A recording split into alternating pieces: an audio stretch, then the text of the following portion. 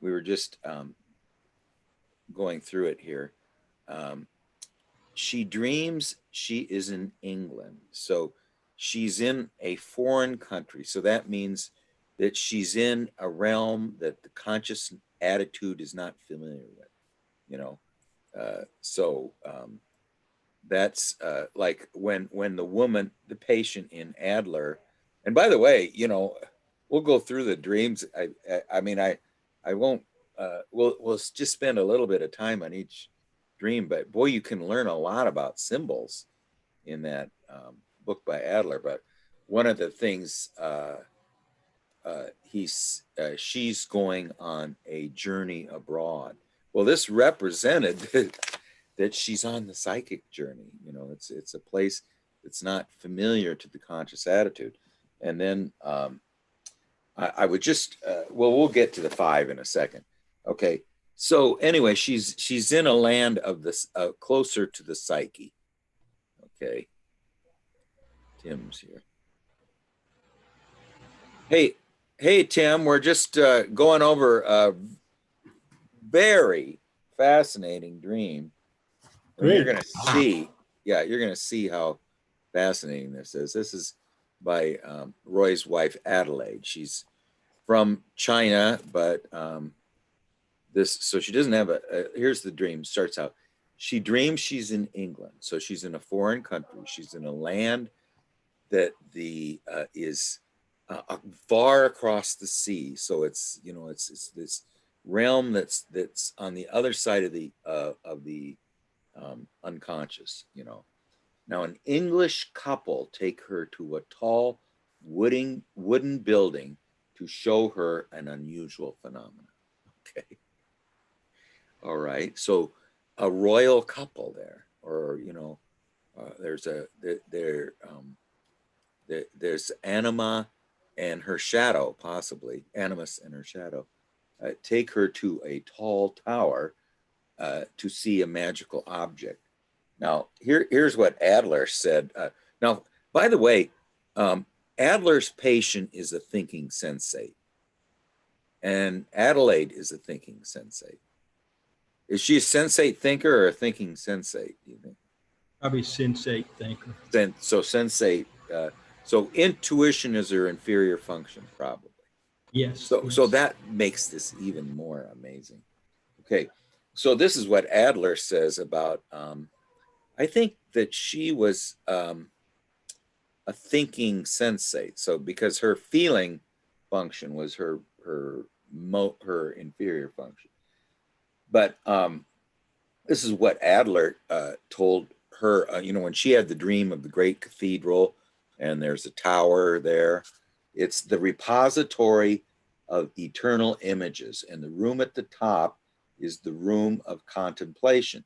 And von Franz points out that a tower is a symbol of feminine content and represents the central content of the feminine self. Okay, so the tower is represents usually any. Hi, Ivan. Usually any type of. We're just going through this dream. We just started. It's Adelaide, who is Roy's wife, but she's dreams she's in England, so she's in a land that's across the sea on the other side of the unconscious, and so she's over. I always have these dreams where I'm going to cross a bridge and get over to the yonder shore, and that means you're going over the unconscious. And in my active imaginations, I always have to cross a river, and when it's not there, I'm worried. You know. Anyway, so she's in across the sea in this foreign, and an English couple, so it's probably her animus and her shadow, take her to a tall wooden building. So it is related to rootedness, to the tree. It's made out of trees, so it has something to do with the rooted feminine, and she's a sensate thinking function. So intuition is her inferior function. and feeling would be her other more unconscious function. Okay, so was very similar to the Adler's patient. And that, houses, rooms always represent the vessel, and the vessel is the womb. So the alchemical vessel is a womb where a birth is going to occur. It represents the containing vessel. Okay, but now when it's a tower, what von Franz says, it is still a symbol of feminine content, but represents the central content of the feminine self. And we're going to see later that there's so many feminine images in here. It's crazy, you know. So now they wind upstairs to the upper floor. Okay. Now, whenever there's a circle, the mandala, this is the one thing Jung learned about the mandala. It automatically posits a center. And since he found out that growth is not linear, it's always a circumambulating of a center, you cannot go beyond the center. Now, every time I hear that, it just, sort of makes me dizzy. You cannot go beyond the center. But now they're circumambulating the center as they go up. And this is even more amazing. They go up to the 7th floor. Okay. 7th floor. That's the eternal realm. That's the realm of eternity. And in the chakra system, it is the place, it's beyond the 4th chakra, which is the level of the heart. Jung said we'd never get past the level of the heart because it's the realm of soul. See, so once you get past the realm of the heart or middle realm of soul, that's not healthy for us. But the 5th level is the level of purgation. That's where you get rid of all vestiges of the body. So in preparation to go to the 7th level. And then the 6th level is where you see the flame, but it's as if through a glass, and then the 7th level is where you fly in the flame and you become the flame. So you're immolated, the moth flies into the flame and it's gone. But that was its reason for being, was to fly into the. So anyway, at the 7th level, and this is what von Franz or what Adler says, is the tower is the repository of eternal images, and the room at the top is the room of contemplation. So this is an unbelievably magical dream, just so far, but we're not even at the end of it. Yeah, so they go to the 7th floor, and here they have views from all 4 windows. So at the highest level of the central content of the feminine self is what von Franz calls it. All 4 functions are available to consciousness there.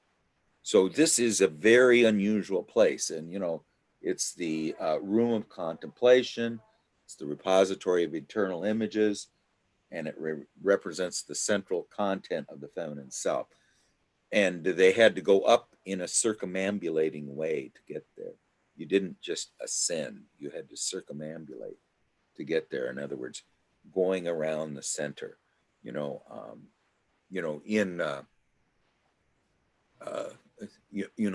what was it in Jericho?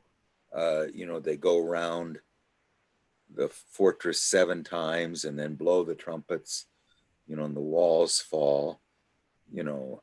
I remember when I was at Trondheim one time at the Nidarosa Cathedral there, which is like 1,000-year-old stone cathedral.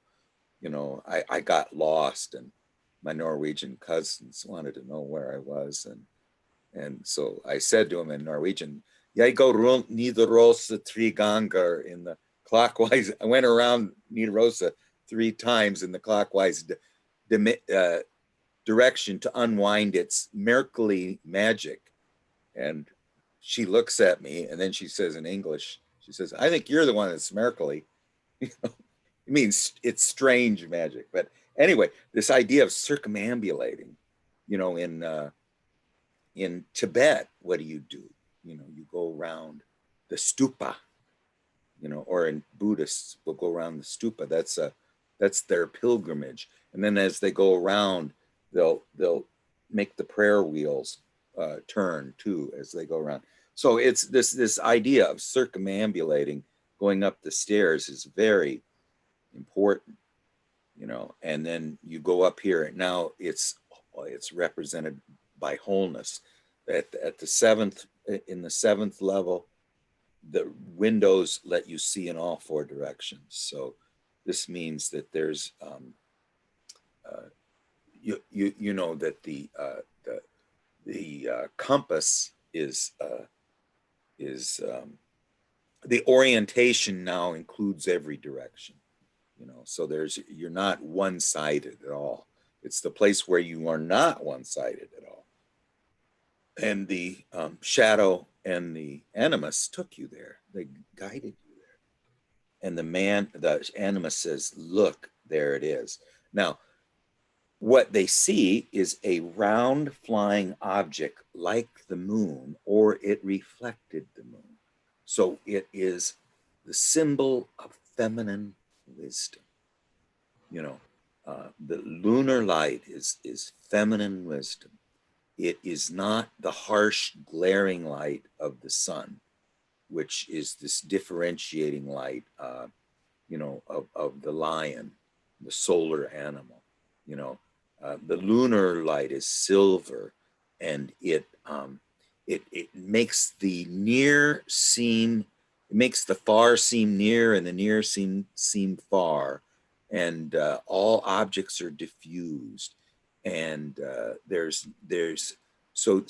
a object idea there that there's a lack of differentiation, that the opposites are sort of fuzzy. They're not as separate from each other in lunar light. Okay. And it's it's yellow and it's filled with mercury. So it's the color of sulfur, and yet it's filled with mercury. Now, sulfur or mercury is the essence of sulfur in alchemy and the earth. So it possesses. It's a middle thing between between air and water and sulfur in the earth. It's the middle. It has the essence of the lower worlds, not the upper worlds.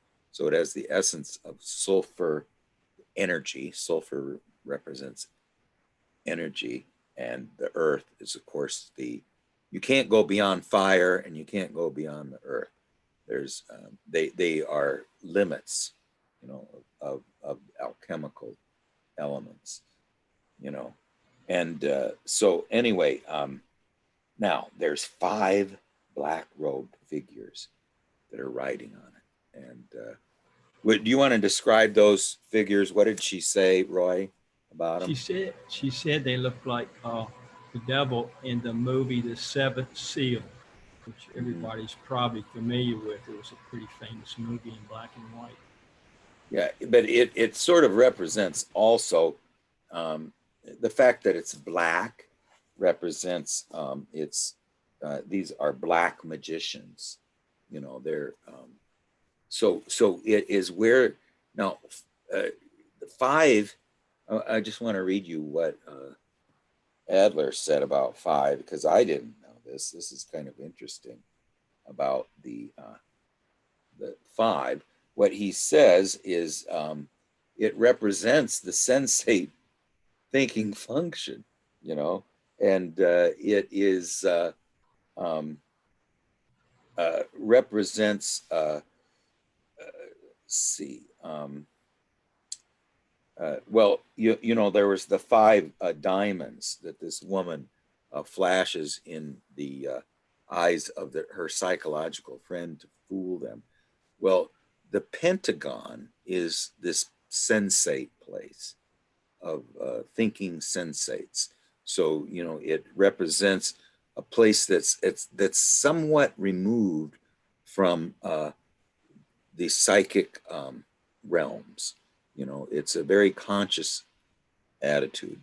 Anything that has a five in it, you know, and a pentagon, five-sided, represents this thinking sensate world. And just think of it, you know, it's military, the military command somehow mysteriously thought they'd make their building have five sides, you know, which is kind of unusual.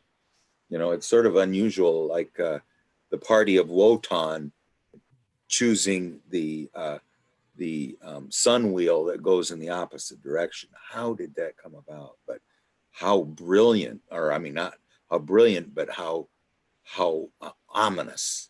What an omen it was, you know.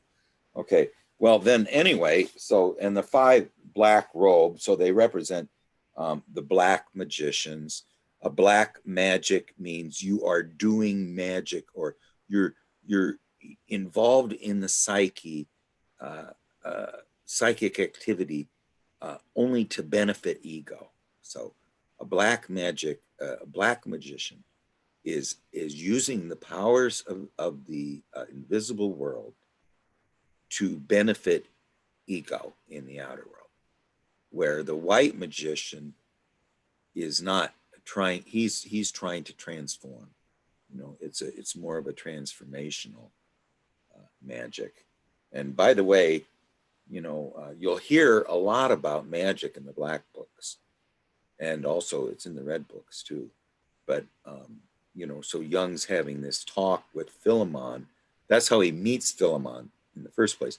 He comes to see Philemon because he heard he's a master of magic. You know, Philemon, you know, denies it, you know, and but Jung presses him, and he finds out that magic has psychic attitude, has to do with dropping everything that has to do with the conscious attitude and with rational understanding, because it's totally irrational and has to do with something that is beyond the comprehension um,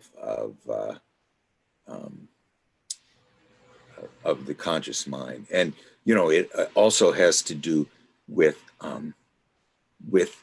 nothing. This is a very interesting thing that Jung says, is that there anything we possess is meaningless unless it has an image attached to it, and the image is this irrational thing that brings meaning to the rational in the outer world.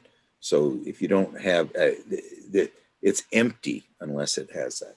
But anyway, so magic, what Jung says, basically says, what the ancients called magic, we call psyche. You know, so I mean, he's identifying it with the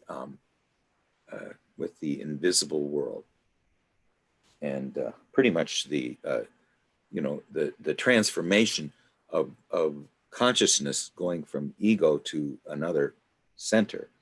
You know, and so anyway, there's five black robes riding on this lunar thing. So her feminine wisdom is under the control of the black magicians of the sensate thinking world.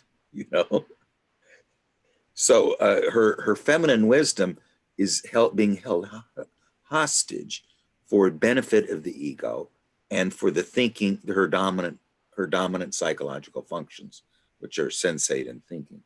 Okay, and the her animus tells her, no, remember, he takes her up to the central place of of of feminine wisdom, where all four windows are available, and he shows her her wholeness and her feminine wisdom, and it is being attacked by consciousness and her dominant functions and being held hostage by it. He said this was the purpose of going up there, is to see that, you know, and this was not this was happening across the sea, you know, in a magical land, you know, and the man says it needs to be contacted, you know, we need to we need to establish contact with our with the with the globe of feminine wisdom, you know, that's full of mercury, which is the transformative substance, and it also it's full of earth energy and s and the and sulfur's energy. Earth is the feminine uh, uh, source, the feminine source. Okay, so the animus picks up a hunk of lead and throws it at this saucer, this lunar wisdom. Now, lead, of course, is saturnine. You know, it's this slow, implacable dynamism. You know, represents the senex. It's sort of a it's sort of a wisdom, but it's a very you know, it's a very ambiguous wisdom. You know, it's not good. You know, it's not evil, but it's not good.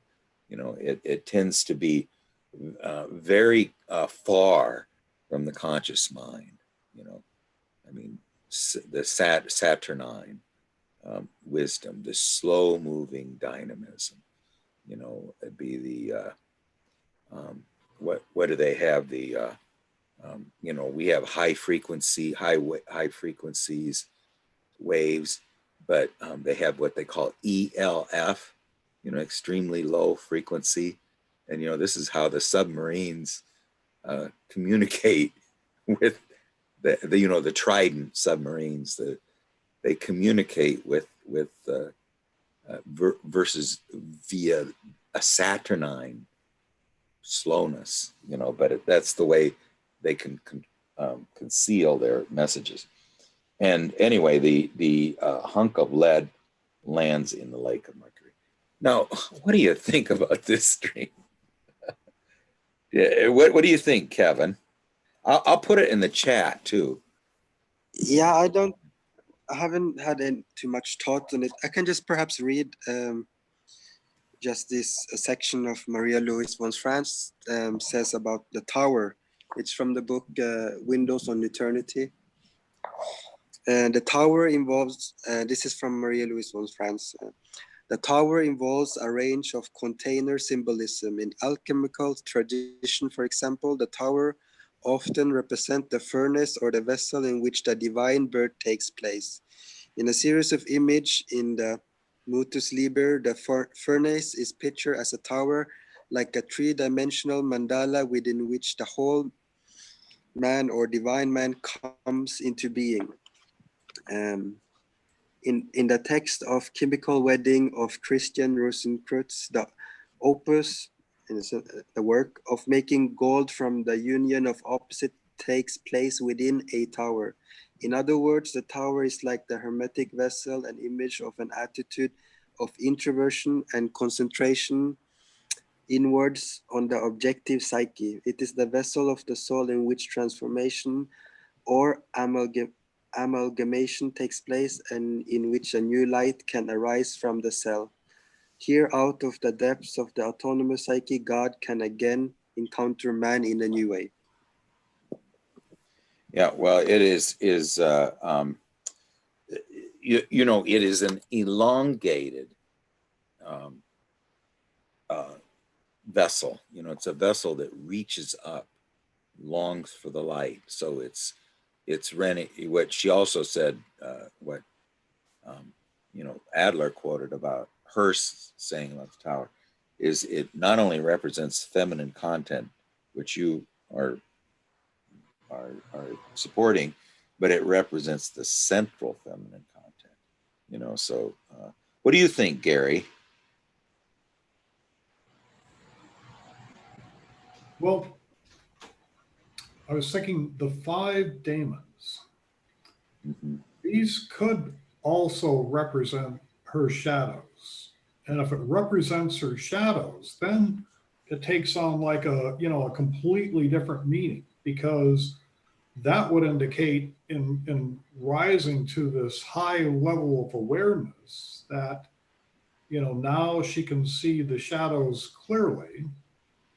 And and you want to contact your shadows, because if you contact your shadows, then you can make them creative rather than destructive. So but that's just like, oh my gosh, this dream is like, wow.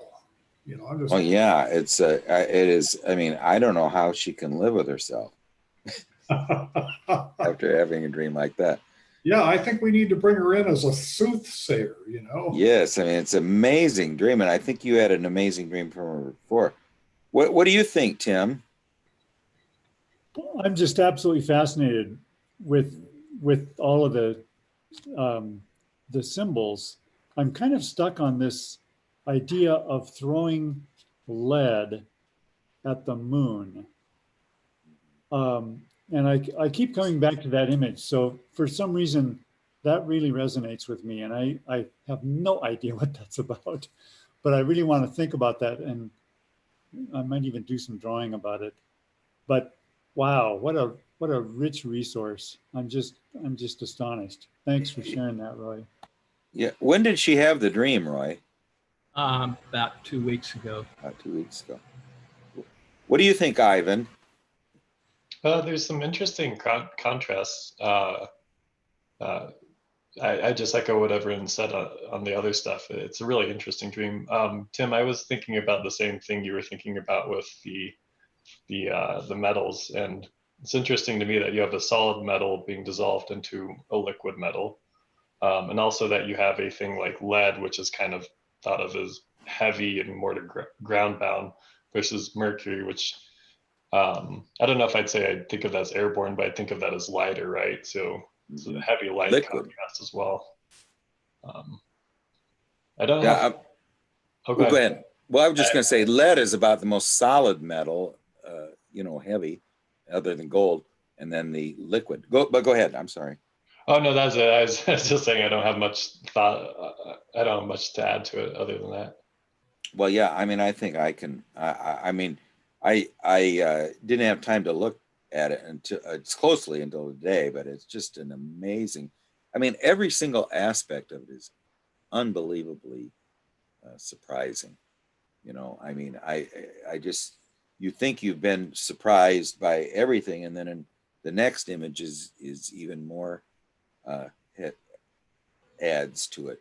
So I mean, just let me summarize it, and then Tim, you usually have a dream when you come, so we'll go to you. But I just want to kind of summarize it: that she's in a foreign land.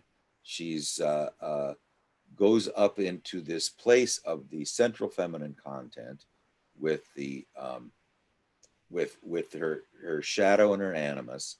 They do it in a circumambulating way. At the seventh floor, which would be the highest point of eternity, they can see through all four functions. And so now the man says, look, your thinking and sensate shadows, as Gary says, are holding hostage your feminine wisdom. Now, how do we break the spell? The man thinks you can break the spell by throwing this saturnine heaviness into the lake of mercury, or this liquid thing, that will allow us to contact it, and by that way to free it from the black-robed magicians, you know, the 5 shadows that are controlling our thing. Did you have any summary, Roy, or Yeah, what you think? you know, we talked about it a lot, and so you know, we came up with the conclusion, like in her chart, she has Moon opposite Saturn, and that sort of blocks her feelings. She can't get in touch with her feelings. Plus, uh, since she's so sensate, it also blocks her intuition. And so, like, these demons have taken it hostage, her intuition and her feelings. She needs to contact it. So she got to see it, you know, and it was personified to a certain degree and contacted. So, you know, that's a transformation. That's a really good beginning, you know, toehold into this thing. Yeah, you know, I just finish up with this, and then you know, we got a daughter who's a sensei, you know, and you know, they tend to their inferior functions intuition, and so often when you have an inferior function that's intuition, you instead of intuiting either the inner world, which would be the world of the invisible world, or the outer world, you know that the bison are right over the hill. You tend to create intuitions of things that don't exist, and that tends to be that there's people planning a conspiracy against me somewhere, some vague place.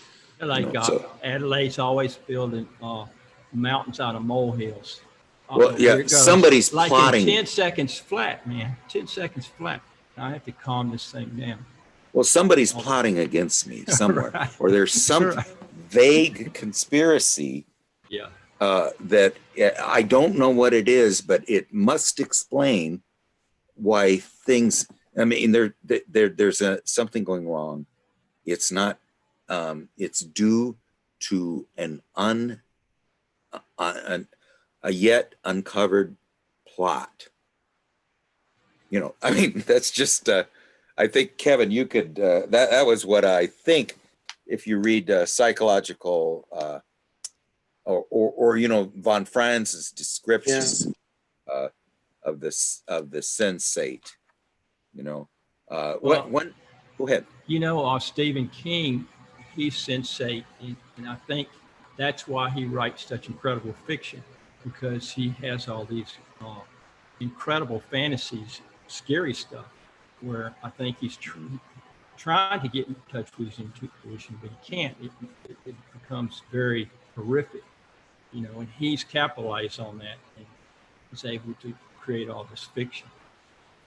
On the positive side, you know, the sensate can tell you everybody that was in the room, what they all were wearing, and where and what they everything they had to eat, and they could also say, oh, and by the way, you left your keys somewhere, you know, and you know, von Franz says that if especially for a woman, if you're an extroverted sensate and you throw a party, it's just absolutely fabulous. And you know, she plans all the people that are come. They're great party planners. But then if you're an introverted sensate, it's not all surface. This event has a ritual aspect of revelation. You know, I mean, there's an aspect. Now, Emma Jung was an introverted sensate, and she was supposedly a pretty good analyst because of that. Some people thought, you know. Well, Tim, do you have a dream? I don't think we've heard a dream from you for a while. Sure, I'll share a short one here. Yeah, okay.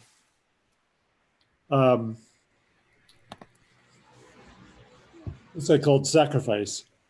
A man about my own age is sitting on a stump by a waterway. I tell him he's going to have to be sacrificed. I have a knife, and he chooses a knife. He's holding a cat by his side. It seems like I cut them in pieces. I strike once, but miss entirely somehow. I strike again and see guts spilling out on the earth around. And then I have to strike him in the body. I am not in the least bit traumatized for him, but only for my own feelings. Okay, well now this is very interesting. You know, sacrifice tends to be over dramatized. I mean, what it usually means, I mean, it's not concretized. Okay, you don't concretize it. Yeah. Yes. Did you put it in the chat? Yeah. Yeah. Okay. Because there was a couple parts I didn't catch, but so a man my own age is sitting on a stump by a waterway. So he's sitting on a what was used to be rootedness. Okay, and he's sitting by the unconscious. Okay, and he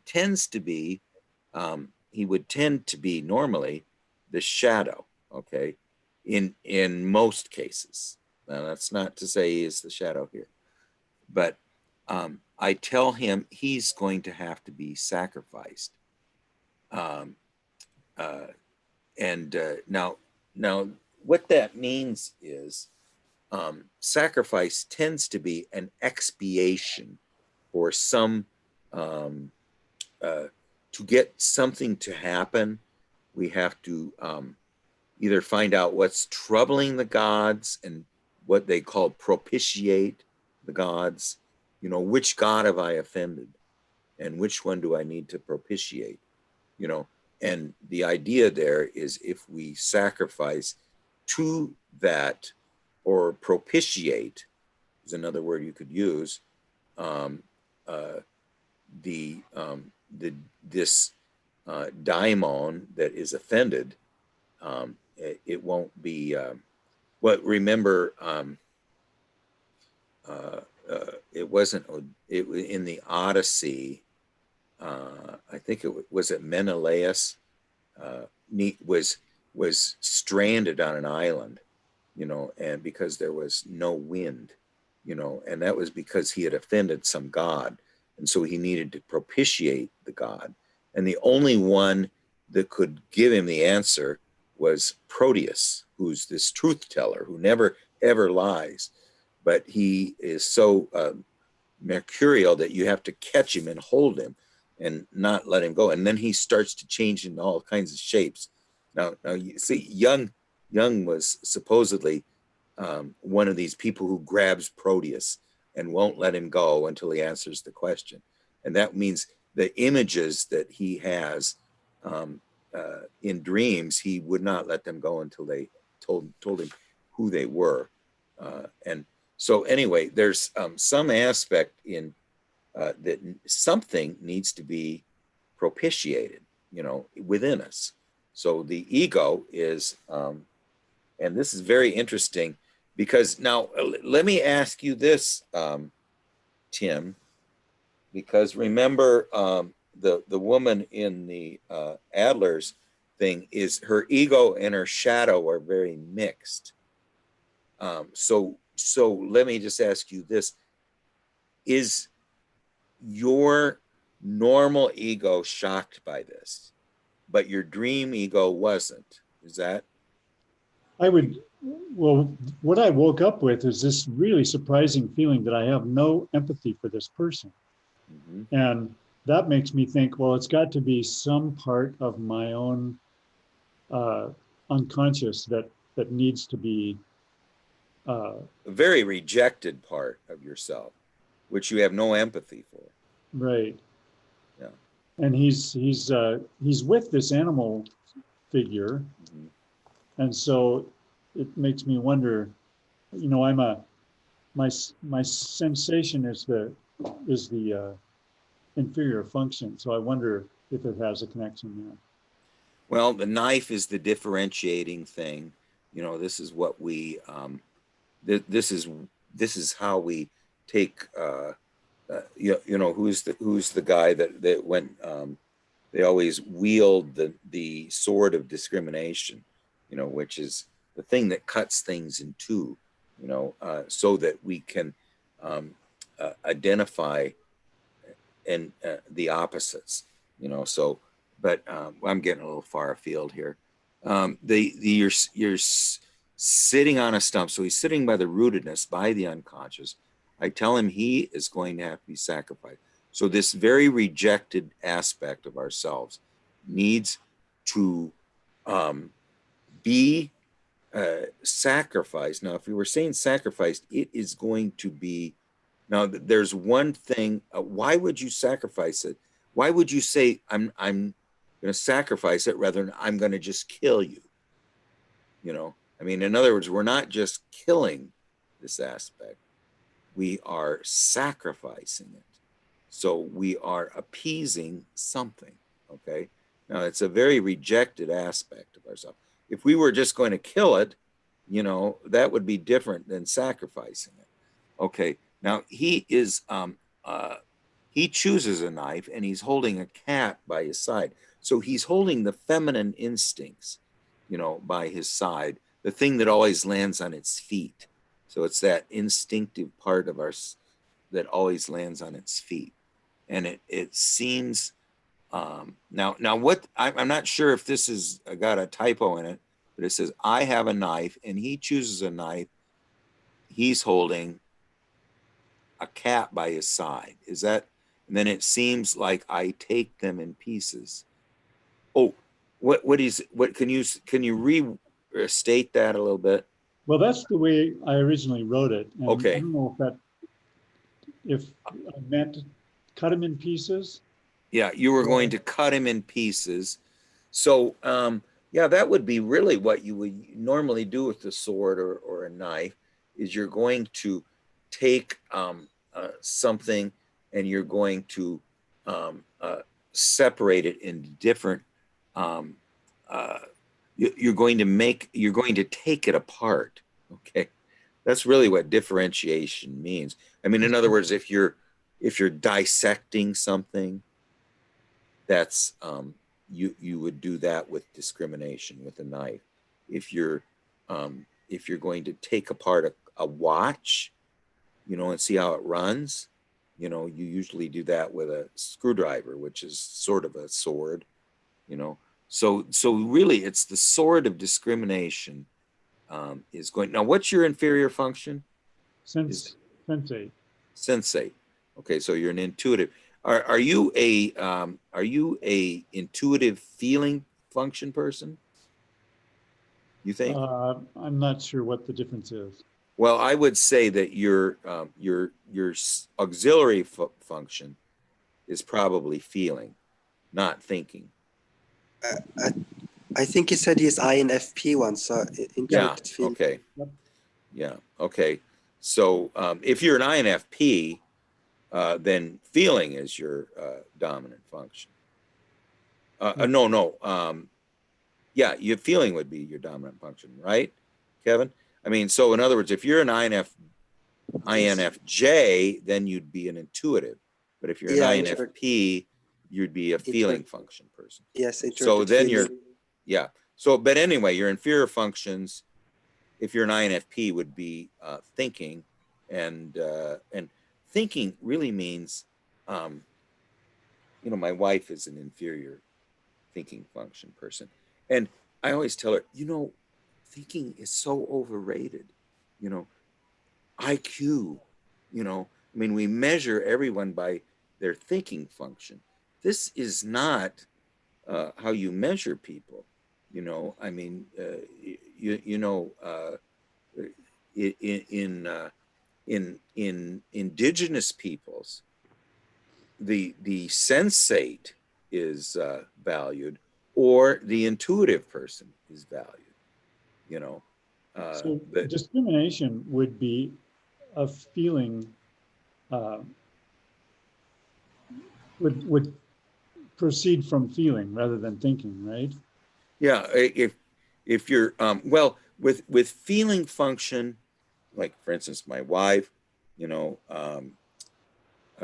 we were just talking about it the other day, you know, because she's going to have this meeting with their Jungian analyst, and she was telling me that she was telling me what an idiot I am, because I said, now wait a second. I said, you know, you're a feeling function person, so everything that you do is has to do with other people. I get things done through my relationships with other people, you know, or you know, if you're an introverted feeler, an extroverted feeling function would be a little different.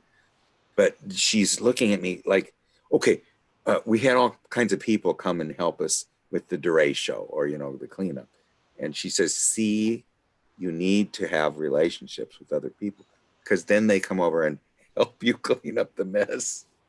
And so anyway, I said, yes, but, you know, we're all, you know, blind people trying to identify what an elephant is. And, you know, in my case, I'm an introverted intuitive, you know, and she says, well, what do they specialize in? Well, you know, the invisible world. They're experts on the invisible world, you know, so, or not experts, but intuitive, or they, you know, they're, let's say they're not experts. They are fascinated by that, or that's how they navigate, you know, but they're terrible senseis. But let's keep going on the dream. Okay, so the thinking function is attacking the shadow with the which might be the thinking function, and or the sensate, thinking sensate, who has a cat by his side. Now, what you're doing almost is you're taking him and taking him and breaking him up into pieces, which can be more easily dealt with. You know, I strike again, and I see his guts spill out on the earth, round, and have to strike him in the body. I am not. I'm not even a little traumatized for him, but only for my own feelings. So here the feeling function is attacking thinking with its own weapon. Okay, what's the weapon of thinking function? It's the sword, you know. So the feeling aspect of ourself is attacking the inferior function with its own weapons. So we don't feel traumatized or feel sorry for it, because this is what it's been attacking us with, you know, its sword. Now we're giving it a little back of its own medicine. So we're actually, you know, letting the thinking function feel how it feels to be attacked with the sword of discrimination for once, you know, and that's why we don't feel traumatized for it. And then it's essential. The gut aspect of it is as far away from the head as it could be, you know, and so we haven't really attacked the head yet, but you know, at least the lower parts of it we've attacked, but the head apparently has not been attacked yet. The thinking function needs to be sacrificed for the sake of feeling. So to me, there is something going on possibly in your outer world, where the thinking function is ruining something. You know. Okay. Well, Roy, I went pretty circuitous there. What do you think? Okay, well, kind of dreams do this. It's sort of confusing. Let me see if I got this straight. The guy on the stump, who you would think is feeling because there's a cat there, that's sort of feminine feeling. There's a stream there, there's water, that's kind of feeling. But you're portraying it as the thinking function. And then Tim, who says he's feeling, who has a knife, which has to do with thinking and discernment, attacks the guy on the stump.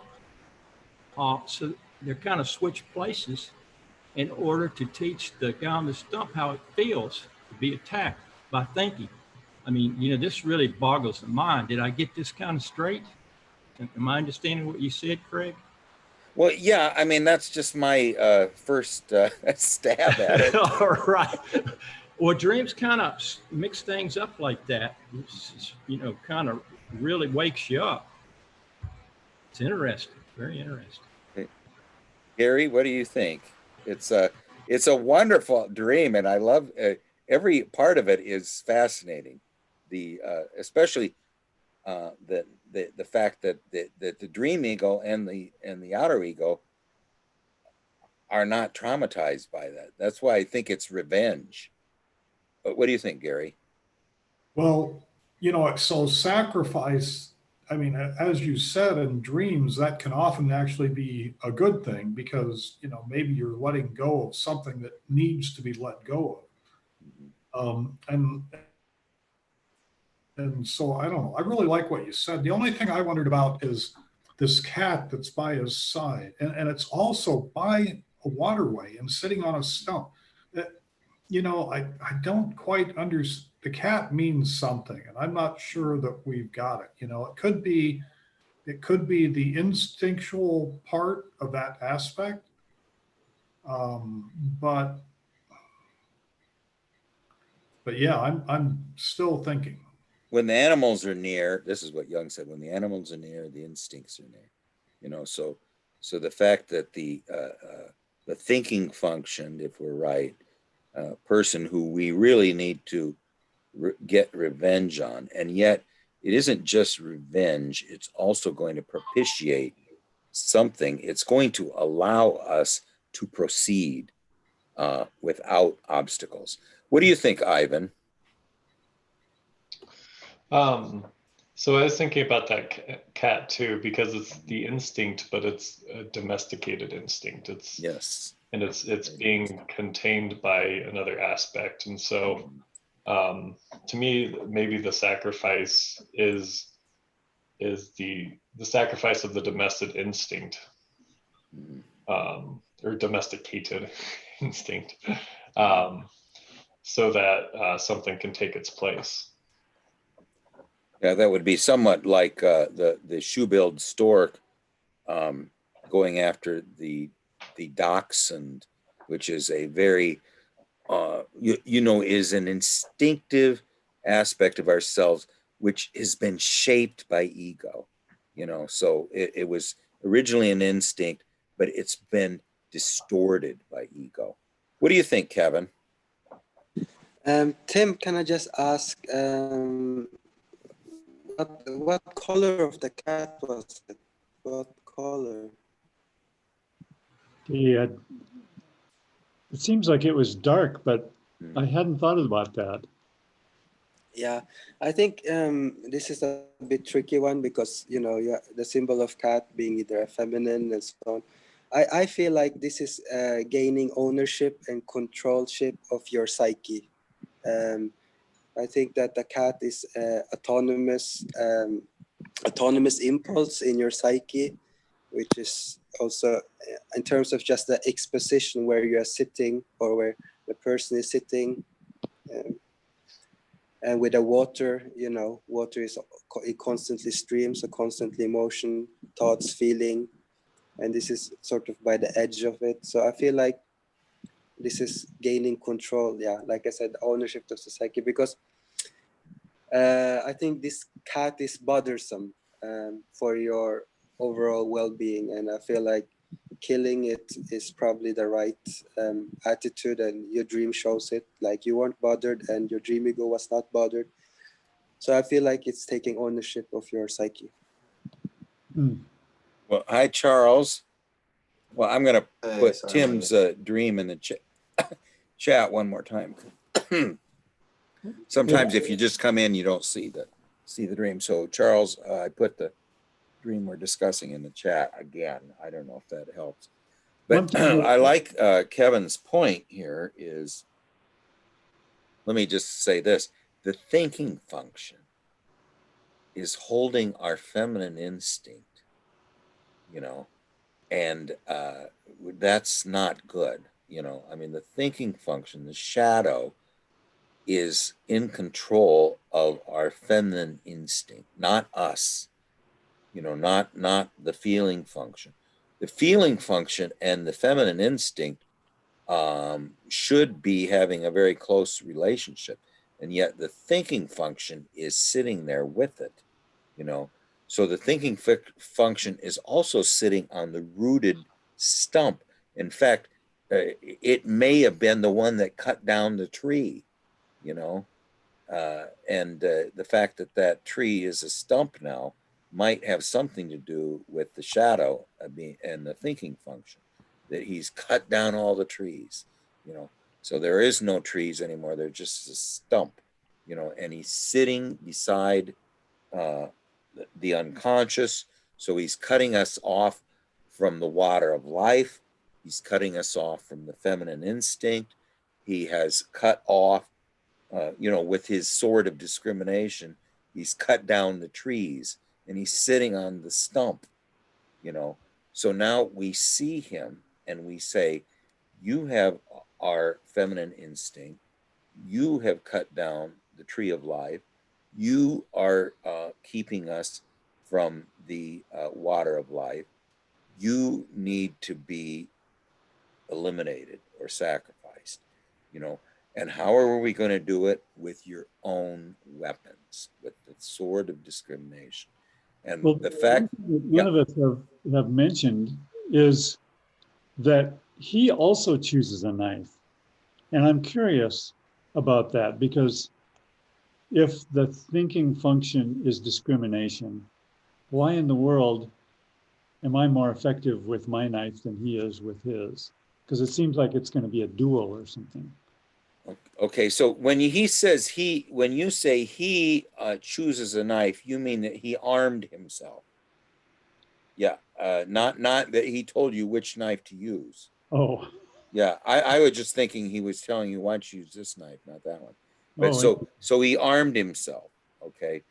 Yet, because he has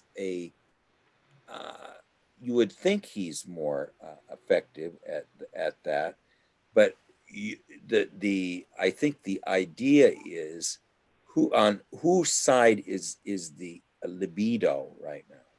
I mean, the libido seems to be very high with the feeling function, in the fact that it is going to take corrective action one way or another.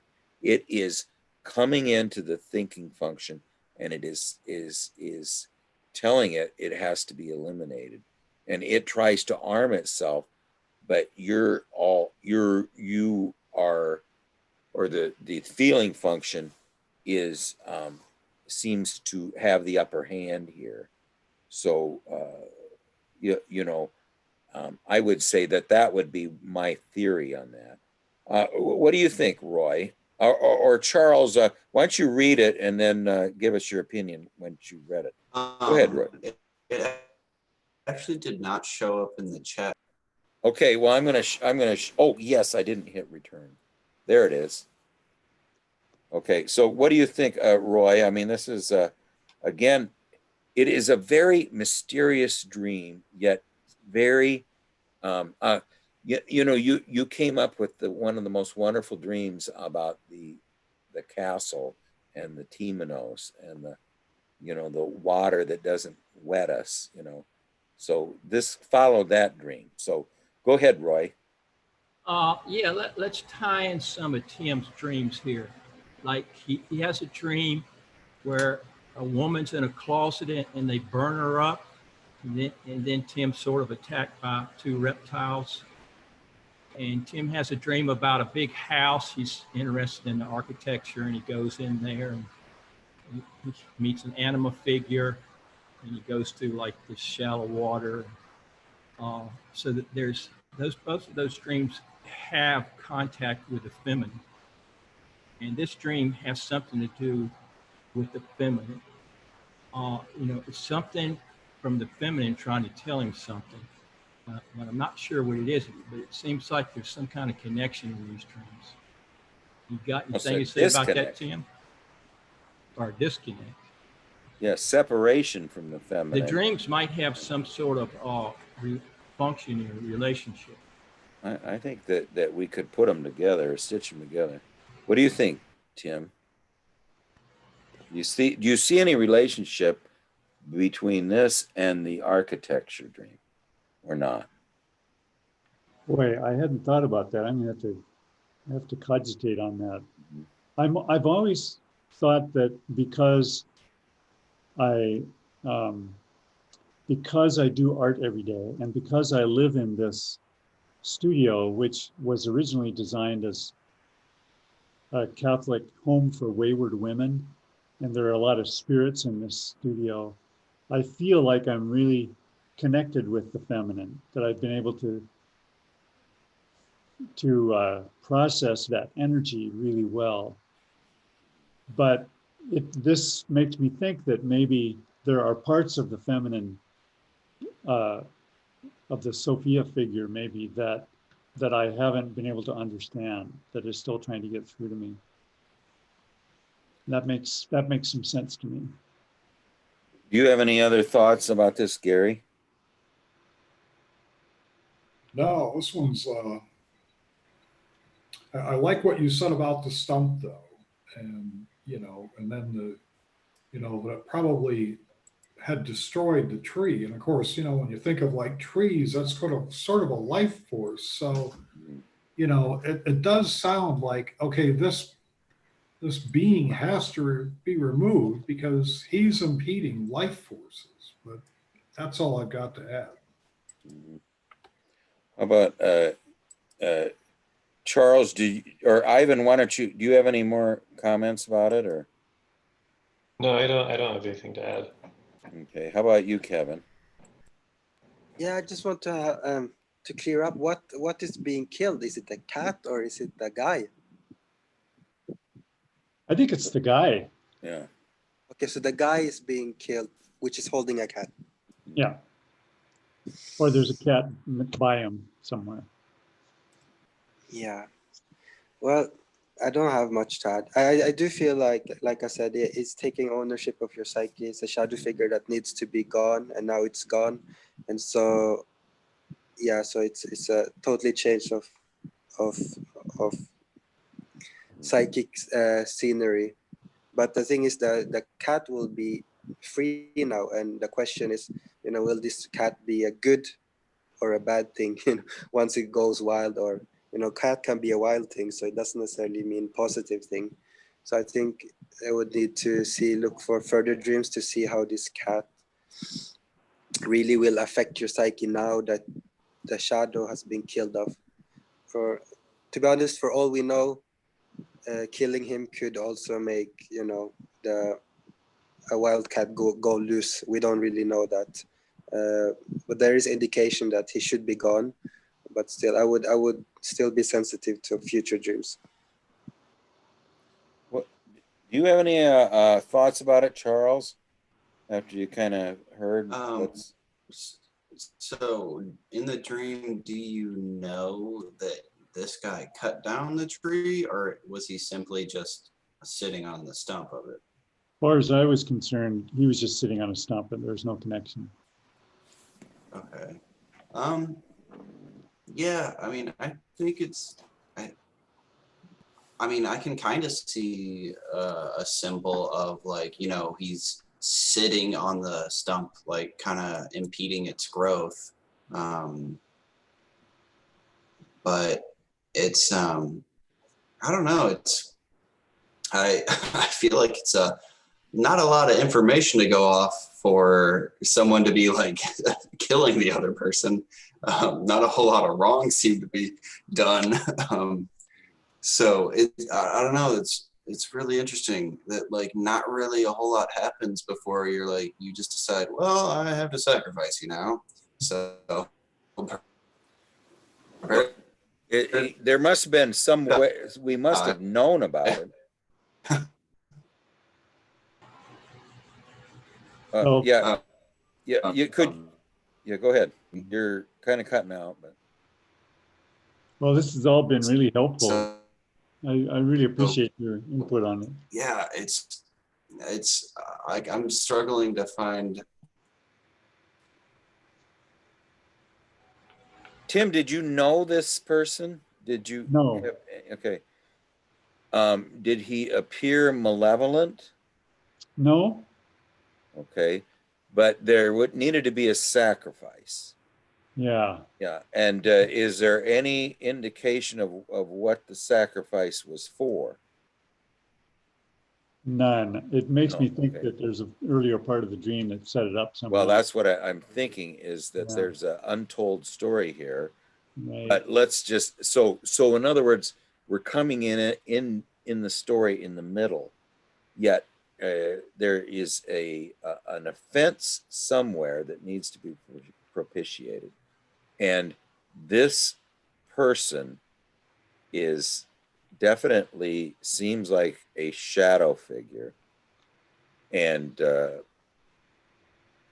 I just like the idea of that he's is holding our feminine instinct, the one that always lands on its feet. When the animals are near, the instincts are near. This is the feminine that's closer to consciousness than say a tiger or bobcat or wildcat.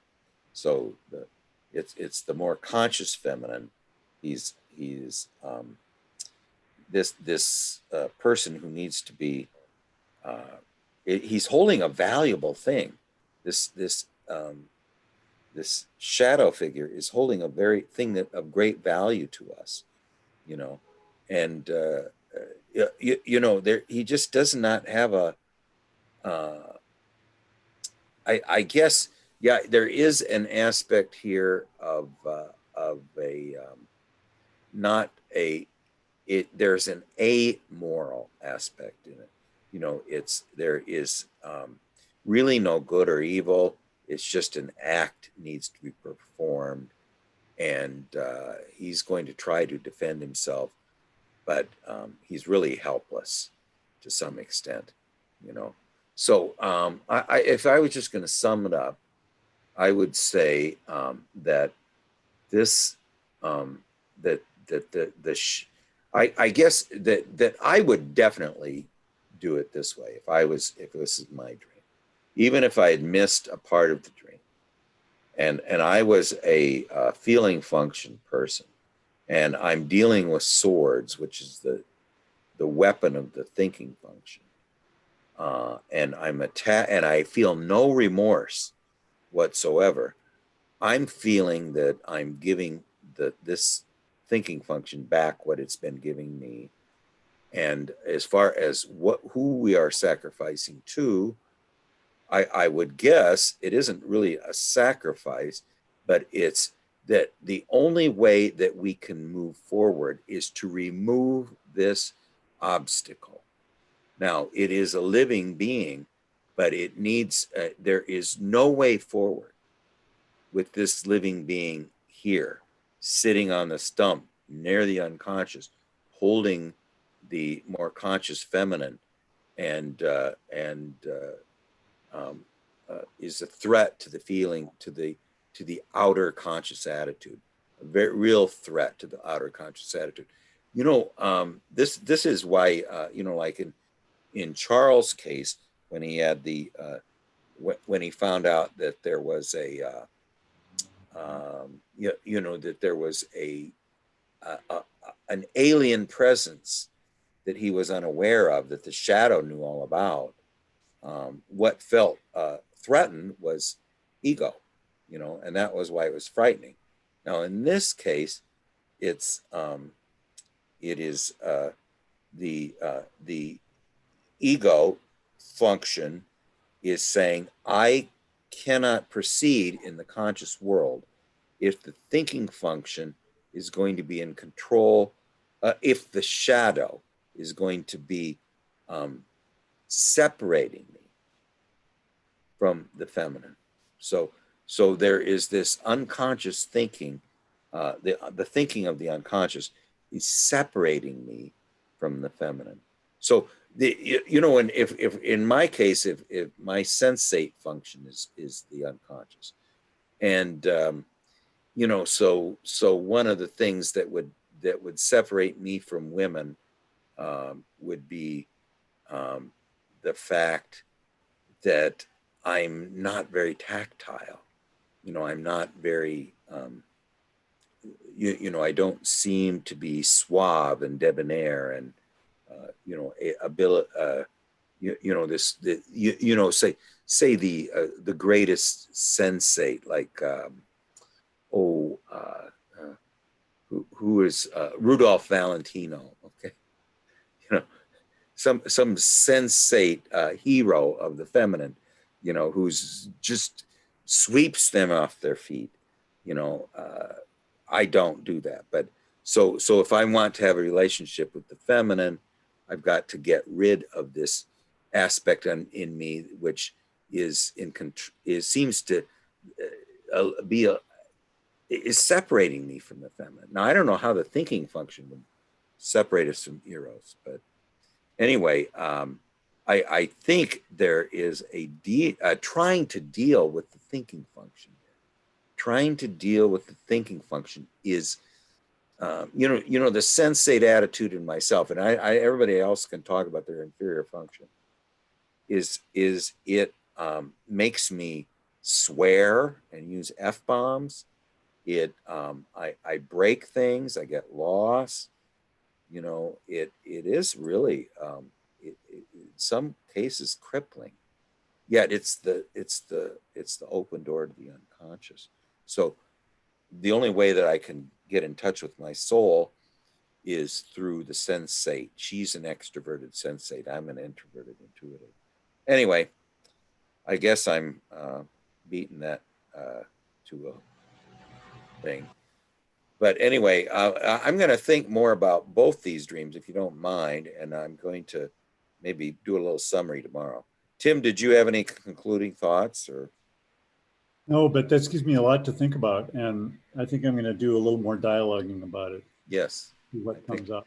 yeah, and I like I say, if I brew, I'm going to tell you one thing. You know, you know, I talk about the incubating the dreams and the incubation dreams. And in this couch over here, you know, I get up a couple, you know, like usually 2:30 and start reading. And then sometimes I get real tired and I lie over here and I have the most fabulous dreams. You know, this morning I had this vision of these lines of yellow, white, and orange. And in the middle was Abraxas. Now, Abraxas is this. His name comes from time 360, but he's a rooster-headed deity, and on top of him was me, and there was also lots of palm trees, you know, that represented something like paradise. I just see this very clearly, and then I had a little vision of a going to a stone bridge, and I saw like the color of the sky, the blue sky, and everything. And anyway, it was very unusual.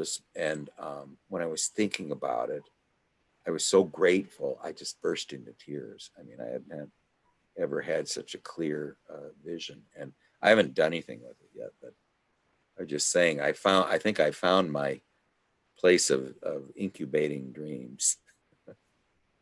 It's you know, I have had some fabulous dreams there.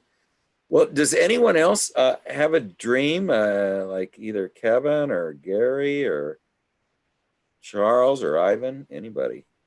We got well, we don't have much time, but I guess I was going on and on. Does anybody got a short dream? Like Charles, you always have something handy. Yeah, I could share a short dream. Okay. Let me grab my journal. I'll be right back. Okay, sure. Okay. Yeah, well, anyway, you know, and then the other thing I noticed too is you know, I've kind of solidified the feminine within myself. I have a Sorrow Mystica. She's this mystical sister. She's actually my wife's sister. She's been dead for a long time, but she's been appearing in my dreams. And then I have this anima that I affronted when I was around 13, and ever since then, I had this horrible relationship, not only with women, but with the anima. And so now she's become the feeling function anima, not the sorrow mystica. And then I have this relationship with the Great Mother. So we're sort of a four, you know, but I don't know what to do about this dream. I don't know much about Abraxas, you know, other than he's the god before gods, you know. Abraxas is the god where Jung says, and this is very Gnostic, is that the real God is only when created things come into being, you know.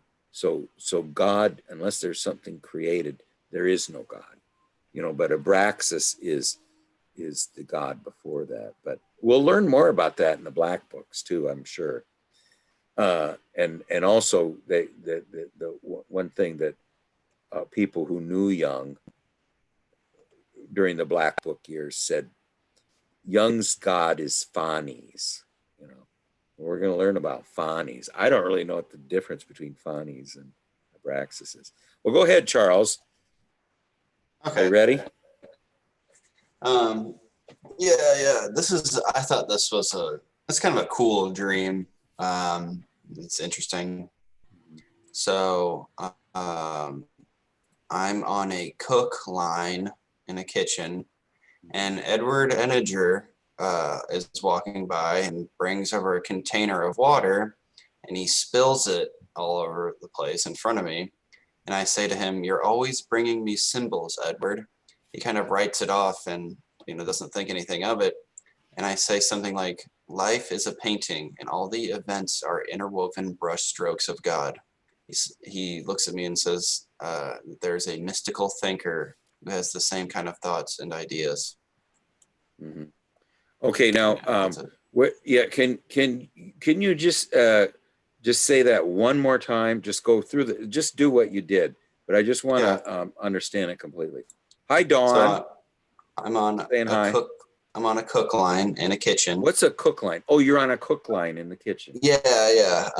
In like a restaurant, working as a cook. Mm-hmm. And Edward Eniger is there, and he is walking by with a container of water. And I'm not sure if he runs into something, but he just kind of accidentally spills it all over the place in front of me. I say to him, "You're always bringing me symbols, Edward." He writes it off and thinks nothing of it. But I say something like, "Life is a painting, and all the events are the interwoven brushstrokes of God." And he looks at me and says, "There is a mystical thinker that has the same kind of thoughts and ideas." The same kind of thoughts and ideas as who? As me, I guess. Okay. He said like ideas like that. Okay. There's a mystical thinker. Can you repeat? Now, who is he talking about when he says this? I don't know. Okay, but can you repeat one more time what he says? Yeah. He says that there is a mystical thinker that has the same kind of thoughts and ideas. I assume he's talking about me after I say to him that life is a painting and all the events are the interwoven brushstrokes of God. Okay. Well, that is something that, I was just telling you what that Jung says, that that everything it has an image, and if it doesn't have an image, then it's dead. That something, anything without an image or without a symbolic, they talk about living the symbolic life. That means everything is symbolic. Our life is, we are a myth. This is what Hillman says. You are a myth. You are the symbol. Now, in this case, your editor comes in. He is so you're in the kitchen. You're in the alchemical place of it where attention is applied to things and cooks it.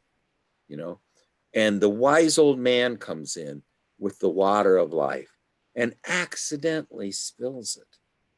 Okay, so now then you in the alchemical kitchen, notice that he spilled the water of life, and you know, or you suspect that this is not an accident, and you say, "You are always bring me symbols." Did you call him Edward? Yeah. Yeah. Okay, that's kind of interesting. You're always bringing me symbols, Edward. You know, and then you now, did anything happen after that before you mentioned about the that life is a painting? Not really. He kind of just like shrugs and he's just like, Yes. Oh, yes. he's like, He I'm just not shrugs bringing it you a off. symbol. Yeah. Yeah. He just shrugged it off. The fact that the wise old man is bringing water into the alchemical kitchen and happens to accidentally spill it, you know, all over the place. I mean, which is what the water bearer does in the Aquarius, the water bearer. That's what he does, is he brings a vessel of the water of life, and he now possesses Psyche with himself, and he is dispensing Psyche in the world now. He can. It's the God within, and now as the God within, he becomes a. This is what the whole Red Book is about. Um, the way that is to come, you know, and you are a river that pours forth over the lands. You know, Edward Edinger's this river that pours forth over the lands by dispensing the water of life in the alchemical kitchen. And you say you are always bringing me symbols. In other words, you're coming into the alchemical kitchen, and you are making it. You're baptizing it with Psyche. You know, you're putting Psyche all around, and he shrugs it off. But you say life is an image, and all the brush strokes are the are the nuances of the images of the self. So that's what you're really saying, is that that life is a series of images, and the self's every aspect of the image are the different nuances that the self brings. The meaning that the difference between an archetype and an instinct is the archetype is a instinctive meaning. It's at the ultraviolet end, and the instinct is at the infrared. Well, anyway, then at the end he says that you are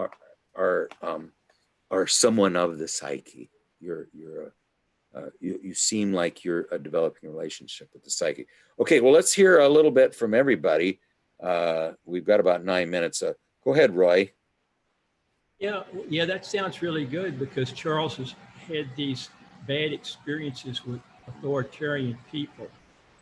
And since this guy's older than Charles, he's a wise old man, it's a good experience with an authoritarian person. And Charles is able to have a good experience. And it's about creativity. It's about look, Charles, how creative life can be. And here's a gift. And Charles could experience it. Yeah, I like this dream.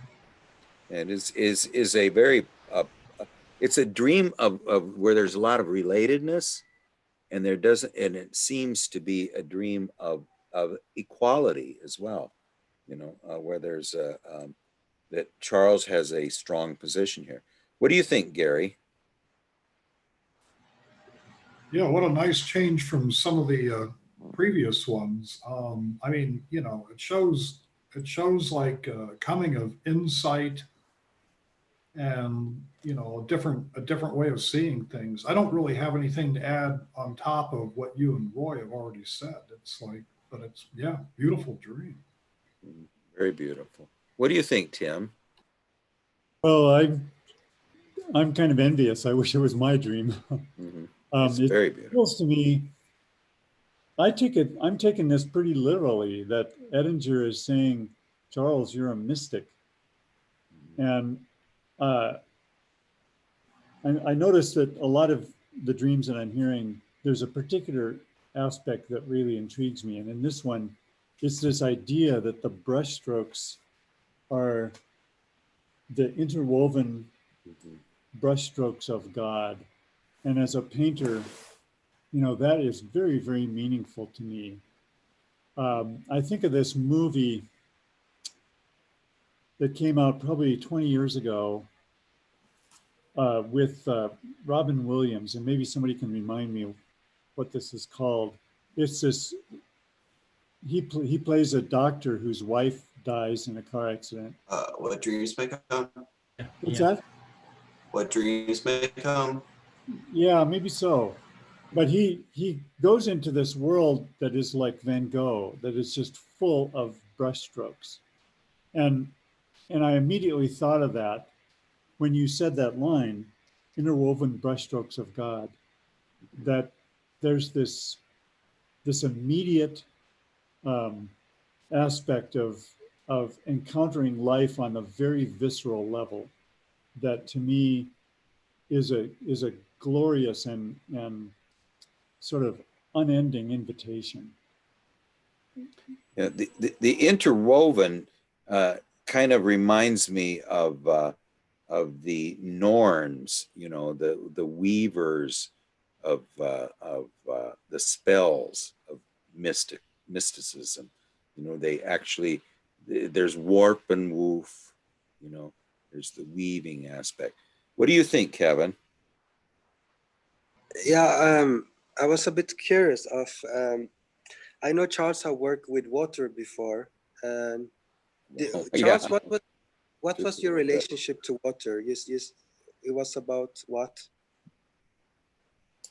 Um, I don't know. I mean, I've just had a lot of dreams where it kind of centers around water, Okay, so or you haven't worked or studied anything about water, or?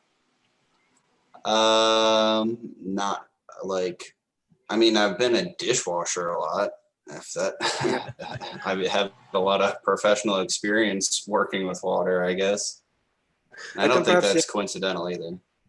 yeah, I don't have much to add.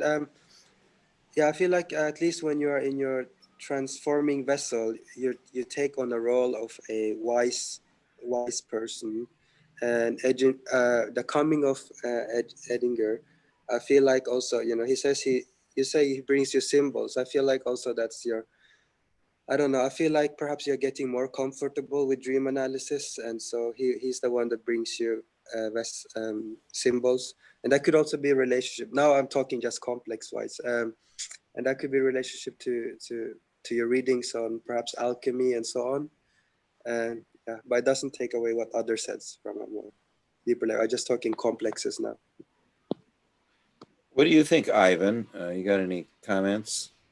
I agree with pretty much everything that's been said before this. It seems like a really literal dream, and it's kind of sometimes with dreams, it seems like we're kind of trying to read in between the lines and figure out what it means and interpret it in different ways. And then every once in a while, you get a dream that just hits you over the head and says like, "This is what it is." It's a cool dream.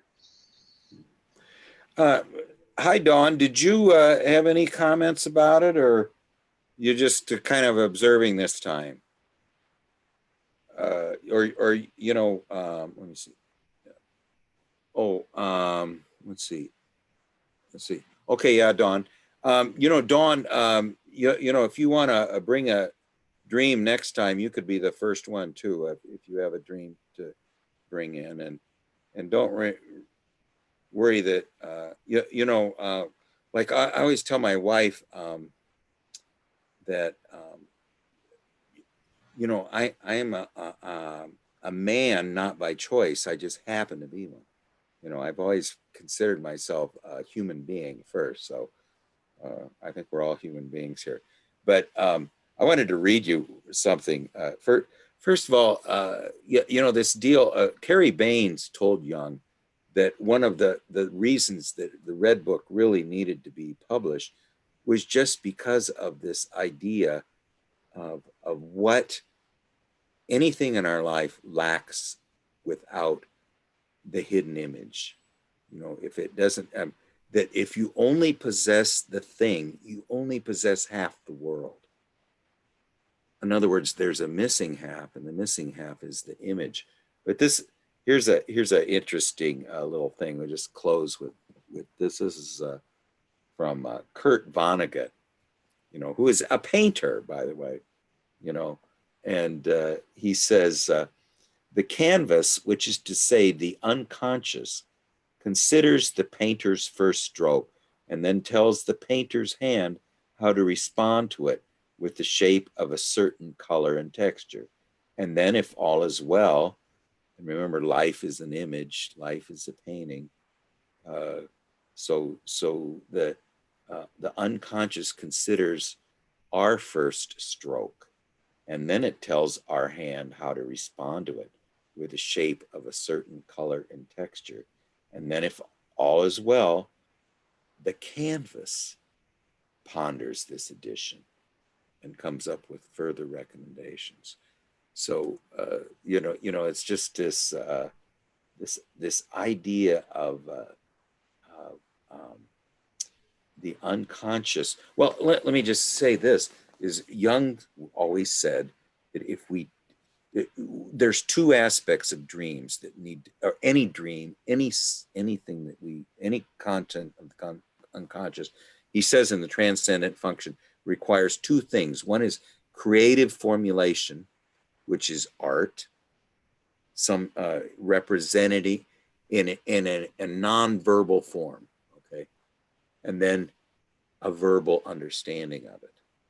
And he says to have one without the other is, in the first case, form is valued over content. In the second, content is valued over form. But you need both the verbal and the nonverbal aspect of the image to regulate themselves, you know. So, but Jung said, if you ever paint a dream or draw a dream and then color it, you will never be the same again. I mean, just think about it, because now you have you passed an open door and you didn't do anything. What if you walk in the room? Drawing the dream is to walk into this open door, into this room, and occupying that room that has an open door. It's inviting us in, you know, yet we walk right by it. If we draw the dream, we walk in the room. And if we walk in the room, we're never the same as we would have been if we just walked by the open door. And not only that, he says the unconscious responds in the next dream. That what we did is going to affect the next dream. If we just walk past the open door, it's not going to respond in the same way. You know, if we walk in the door, it responds to our walking in the door. It loves attention, you know, it loves the attention. And so what Jung is saying, if you draw the dream and you color it, that you're never the same, and the unconscious is never the same. The unconscious has changed, you've changed, so it's leading somewhere. You know, so life is a painting, and the brush strokes are the interwoven brush strokes are the what of God, did you say? The events of life are the interwoven brush strokes of God. Yes. Now the events of life. So that's the canvas, you know, that we're faced with. Here's the canvas with all these events. Now, how do we make them meaningful? You know, and that was the one thing that who was it? The guy that wrote Viktor Frankl, you know, who lived through Auschwitz, you know, said that if you a man who has meaning and purpose can put up with almost anything, you know, if he has a objective. If you don't, then you won't, you know. And so that was what got him through Auschwitz or whatever. Well, anyway, thank you everybody very, very much. These were wonderful dreams, every one of them.